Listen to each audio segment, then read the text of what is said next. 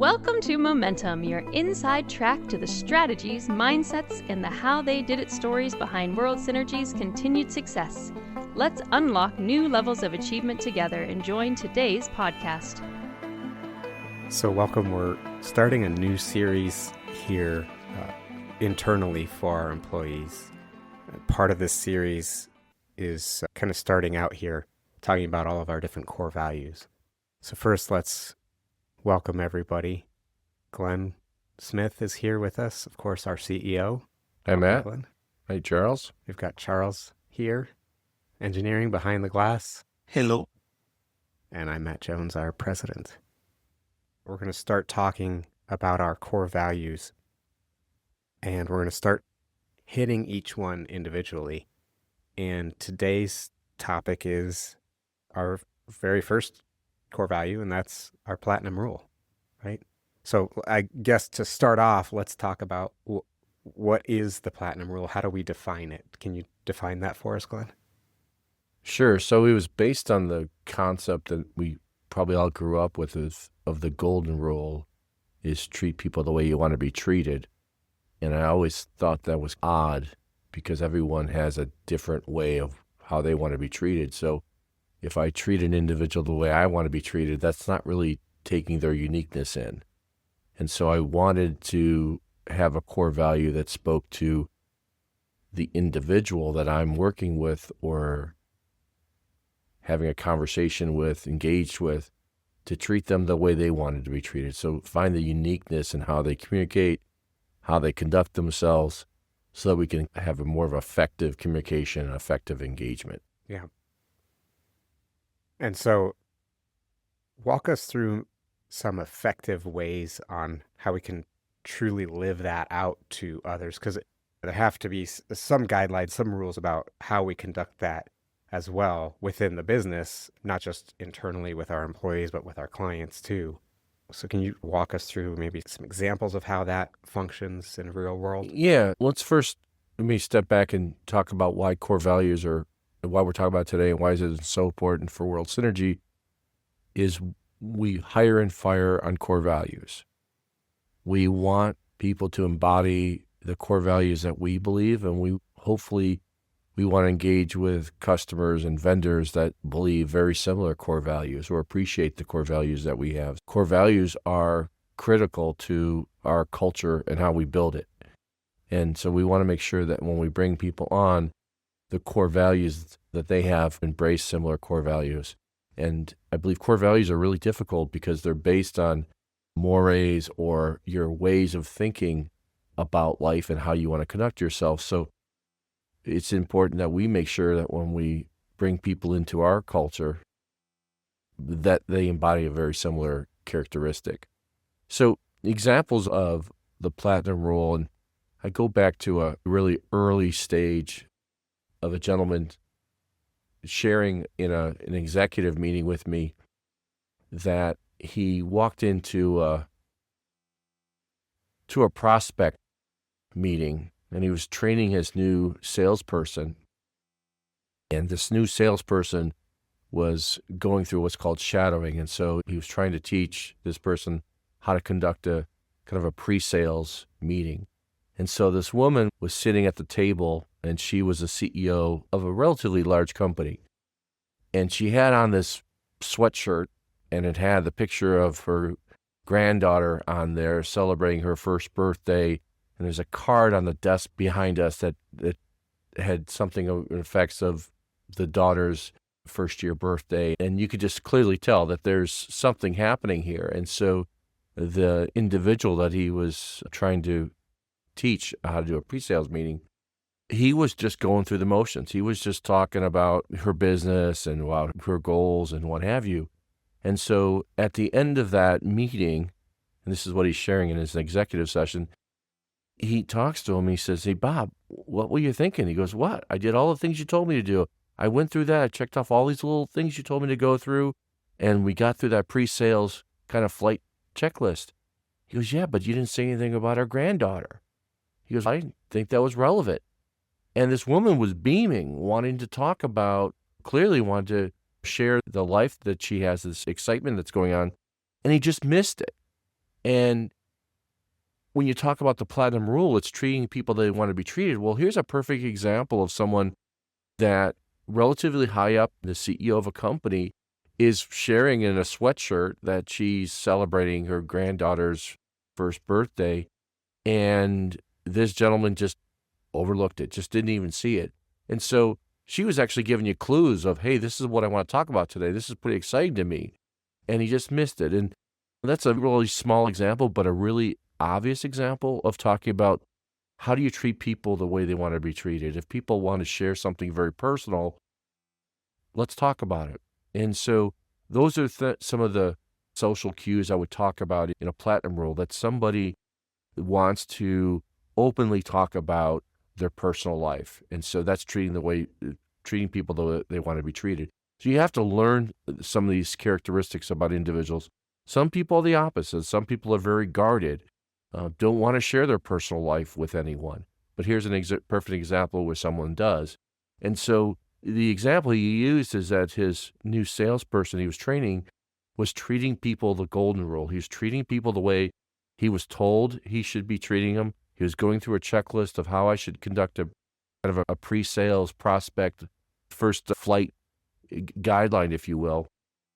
And he just completely missed the obvious that this person wanted to have a personal engagement with somebody. I think one of the keys is being perceptive to what in people's mannerisms in their environment, what you were talking about with understanding how they're working with you, how they're conversing with you.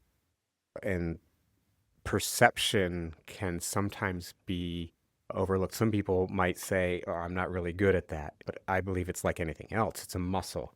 You've got to practice it. You've got to work at it to be watching and perceptive about what's going on. You also, sometimes we tend to get caught in going through the motions, going through the checklists, because we're trying to just go to the next thing, right? And so sometimes we need to slow ourselves down to be able to see what's going on around us and understand, as opposed to just checking that box and, okay, I'm done. I did the thing I was supposed to do, and now I'm moving on to the next thing I'm supposed to do. And you take the people element out of it, and it's more transactional. Right. In business, we're just as guilty as we want to create best practices and processes of how we gain efficiencies and how we grow someone's business and how we do certain tasks. And those things are really important. And so we don't want to negate that. So we're not changing the way we conduct ourselves from a delivery of a product perspective, but it's the wrapper around it, is that there's probably 1,000 different ways to make a hamburger, but if someone prepared it the same way, but then all smashed it up and served it to you, you probably look at that with a different light than somebody taking the time to put it on a nice clean plate and package it nicely, just because they took the time to do that. And so it's so often that you talk about you get stuck in these patterns. We need to build things into our processes that kind of catch us so that we see certain things, that we don't get caught up in the process, and that we acknowledge the fact that, yep, somebody's having a 1-year-old birthday. To take it a little step further is you have to learn about the individuals or customers or companies' preferences. So another example from the platinum rule is, how do certain people like to communicate? I know there are certain customers that hate email. Some love phone calls. Some love text messages. Some love chat, right? And so we try to learn what is the most effective communication and what do they prefer? What's their preference? And so we've talked about this before, Matt, that we have some employees that hate talking on the phone. Now, that's a challenge when customers love to be communicated via phone, but we have to work through that. That if someone is very talented, but yet they're just not comfortable for whatever reason, they don't want to continually communicate over the phone, maybe that's not the right position if they need to be answering phone calls. So we got to look at those preferences of those individuals and then find out what talents they have, and then let's focus on what they're really good at doing, and let's de-emphasize the things that they don't want to do. Yeah, and in order to do any of that, one of the things that we like to stress to our employees and to our clients, like how we deal with you, is we learn who you are. And so it's not just being perceptive, but it's also taking the time to know. We got to ask those questions, right? There's no process that we're going to write that's so specific, but yet is a one size fits all, right? The process is going to be ask the questions, figure out what they like. For example, when we onboard a new client, one of the things we ask them is, how do you want us to communicate with you? If we don't ask those questions, we don't learn who they are. We're not going to learn everything day one, but we will over time. We had an employee here in the past that we used to joke that if he walked into a room with you and if somebody called him, let's say he was on the help desk at one point, if somebody called him, by the time he was done with the call, first time he talked to this person, he'd know who their aunt's dog was because he spent the time to talk to them while he was following the process of fixing their issue. That's what it takes. You've got to know people in order to know how to follow this rule. If you don't know people, if I didn't know you, Glenn, I wouldn't be able to help you with the platinum rule. There's no way. So that's the other key, is it just takes time to get to know people. If we don't spend that time, then we're never going to be able to follow our own rule. Right. It's that old adage is no one really cares about what you know until they know how much you care. Right. And so you got to build that relationship. And again, everyone's different. So we want to encourage that we find out the differences of individuals as well as customers. And then there's ebbs and flows to life. Isn't just a static line, right? There's lots of influxes. You got to learn about those different behaviors. And someone, especially like me, which I don't necessarily pick up on all the social cues, I have to have certain types of tools and tricks, and I have to surround myself with people that do see those things, and then can, hey, nudge me, hey, this person's looking sad, or this person just did something great and you didn't say anything to them.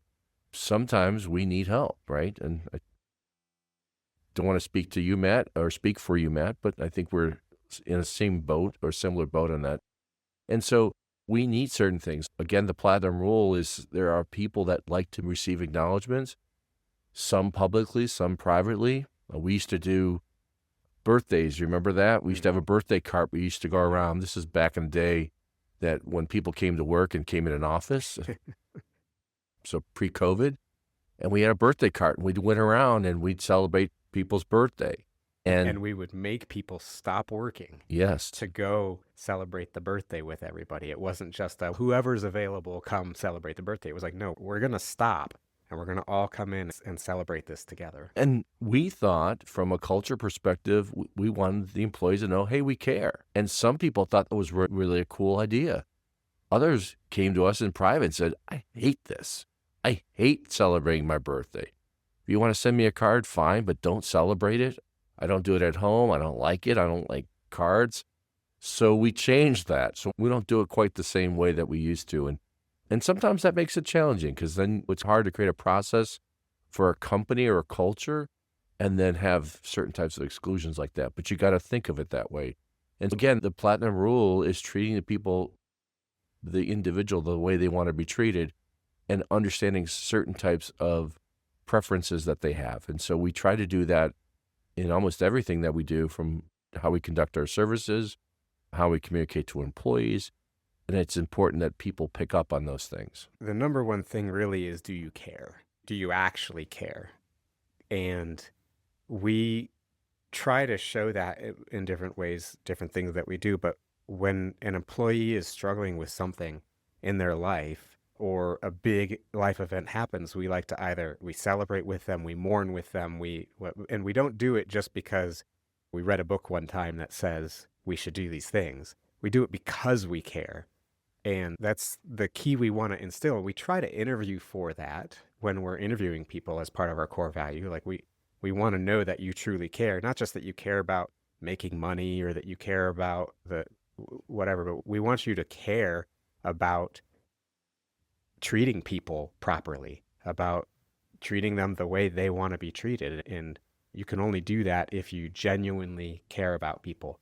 We, with our clients, and we don't just do this with our employees when a big life event happens. We do it with our clients too. When a client has maybe a death in their family, right? We send them flowers. We sometimes to the funeral home, depending on the situation, right? We try to find out what is best for them. Sometimes they're asking for donations to whatever charity, but we try to do that with everybody because we actually care, and we want our employees to be the same way. We want you to actually care about our clients as well as care about each other. And we're not doing this just because we think this is just a cool core value. We're doing this because we believe that this makes you a better individual. It makes it for a better relationship with your employees, with your customers. And because, just as we said, life isn't linear, it's not flat, nor is business. So when you combine people and business and their life, there's going to be these ebbs and flows, and these cues kind of help us navigate how do we still achieve the right result or the best result in certain tough situations, right? And so we embrace this platinum rule in a variety of different things. And we talked about, as an example, individual preferences of how they want to communicate. But also, and if any of you remember us bringing in Eric that talked about these different ways of providing feedback to individuals. And so most companies provide feedback in a very private setting, right? It's safe, it's one-on-one, not a lot of other feedback is going to happen. And that mechanism is those individual performance reviews or annual reviews or whatever. But when we had Eric Coryell come in, speak to how the best deliver feedback is done in a team environment. In most environments, like sports teams, where you're providing feedback, you give the feedback to everybody, good or bad, and everyone gets to see it. And everyone gets to understand, okay, this person needs some help here, or this person's excelling over here. And you're doing it in a way not to demean anyone, but saying, hey, we're all in this together. I want to share some developmental need that somebody has. Maybe we can all help encourage. And so we have to navigate that, because not everyone, first of all, that's a very tough thing to do, to give feedback to an individual in a team environment or a group environment, but it's the best feedback when it's done, I think, as you said it, Matt, in a very purposeful, in a very caring, in a very thoughtful way. We took the time to bring Eric in, and we're not 100% there. We're trying to do it, but it's a difficult thing because we have to help individuals be able to deliver that effectively. So you got to be able to not scream at somebody when they get off the field or off the mat or whatever the sport is, but you want to be able to provide it in a way that's going to be the most meaningful for that individual. Yep. I want to spend just a few minutes here just discussing maybe some of the limitations here. And what I mean by that is, with the platinum rule at face value says do to people as they want done to them, right? But there are some limitations, right? You have to be within our moral code. You have to follow the rest of our core values with that. For example, let's take the sports analogy. If you've got somebody out there on the team that they're on the football team and they're a lineman and they just want to sit down, that's really like how they want to play. That's not going to work. We can't treat them. We can't just say, okay, you can do that thing because I know that's how you want to be treated, right? We still have to do our jobs properly. We still have to work. We still have to embody the rest of our core values, right? We don't want to go outside of our moral fiber in that too, because in some cases we might be talking to a client who maybe they're not a great person, because not every person that works for every one of our clients may have great values. And so I just want to make that note, because sometimes people maybe forget. Or, for example, maybe somebody just wants to work 3 hours, but we really need somebody who's working 8 hours a day, right? We can't, there are some limitations to this at face value, what you hear when you hear. Right. And I think that's why you have multiple core values and you have other things that embody your company, right? So it's not just one core value, that you have multiple core values, but you're right. You got to look at it in its entirety. And perfect example, as you said, if you have someone that is here to answer the phones, but they only want to answer the phones 3 hours a day. That's not a fit, right? You have a certain responsibility to the job that you have to do. And so there are limitations is that you can't do that. But in other instances is that if you have a unique way that you want to try to accomplish a goal, there's nothing to say that we're going to be against trying something different, because we know the economy, the industries, they're changing rapidly. So we don't necessarily know how to dictate where a particular process might need to change. So we're open to that. And again, part of the Platinum Rule is we don't know all the answers, but we know that we want to deliver world-class customer service. We want to deliver services that help clients not just grow, but thrive, right? And so we got to make sure that the end goal is being achieved. Another example, you might have an employee that wants to work 100% remote and doesn't want to come in for client meetings or doesn't want to come into the office when we need to have a special meeting. That's not going to work, right? The job is the job, and we get that there might be limitations in how transportation, all that stuff, but you got to explain those things up front, and you got to make sure that things are really clear is that, look, at the end of the day, we're here to deliver the best solution we can for our clients. And that means that there's some ebbs and flows, give and take, but it's not, the Platinum Rule doesn't apply to any individual. It applies to our whole company. And so we got to look at that and say a certain preference of an individual may not fit the whole company because it's not going to fit the needs. And I think the key to all of that too is communication. If you're an employee who wants to be treated a certain way or wants something, that's why we have our quarterly conversations and our annual reviews and our weekly touch bases and biannual touch base with HR. That's why we do those things, because we want to also give the avenue to communicate your needs to us. But at the same time, that doesn't mean you should just assume prior to having a conversation with maybe your supervisor, with whoever, that it's okay to do A, B, and C. Have the conversation, talk about it, and then we can talk about how that might work, how we might treat. You're like, hey, I only want to answer the phones for 3 hours a day. Maybe there's a world where that does work. Maybe there's not. But at least we're having the conversation and communicating together as opposed to just acting on it. And that comes back to two, understanding and learning about each other and knowing who we are. That's why we have all these touch points. Yeah, and the Platinum Rule helps at least set the stage of a thought process. So you often heard that adage about, you've heard people say, the ends justify the means. We actually think different. We want the same means, but we think the way and journey in which you get there is important. And so you don't want to hire prima donnas that are really good at certain things, but they're cancerous in everything else that they do for their teammates and for the customers. So you got to be cognizant of, again, that's why you come back to these core values of understanding what the individuals, how they tick, how they work most effective. And so often when we communicate internally inside of World Synergy, we're talking about working genius. There's a reason why we went down this particular path of using this methodology, and we use DISC and we use other types of tools to say we need to understand as much as we can about the individual, about what makes them tick. And it's not a manipulation. It's really about really celebrating the best of everyone that is here and understanding what makes them happy and what makes them effective. It's really understanding them as an individual, again, which complements the Platinum Rule. Yep, absolutely. Let me add, so when we're talking about the Platinum Rule, and we're talking about feedback, because we just covered that, also recognition, not just birthdays, but accomplishments. And so we have lots of ways of providing recognition, not just financially, of someone developing a good P&L or better margins, but it's also about providing feedback mechanisms.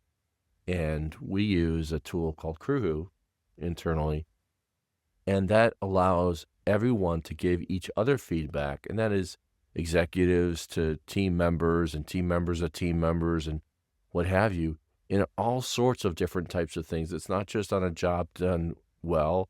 It's on core values. It's on great customer service. It's on a variety of different types of things. And yeah, there's a little financial reward to that. You get points and you get to buy certain types of gifts and what have you, but it's really about an acknowledgement that we have, and it's done in no particular process, if you will. We're not forced to do it on a daily basis. It's done whenever you see fit. And so that's a great tool that we use as a team here because it allows us to provide feedback.